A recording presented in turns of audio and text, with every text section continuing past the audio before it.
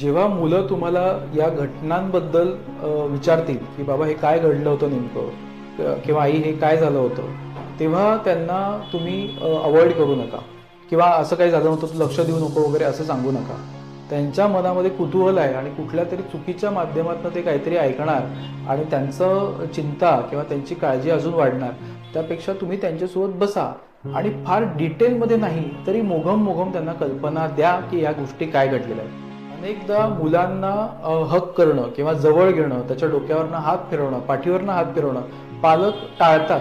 पण ह्या फिजिकल टचची सुद्धा मुलांना गरज असते. कारण मुलं आता थोडंसं चिंताग्रस्त आहेत, भीतीमध्ये आहेत, तर मुलांना जवळ घ्या, त्यांच्याशी त्यांच्या पाठीवरनं हात फिरवा, त्यांना तुम्ही हक करा.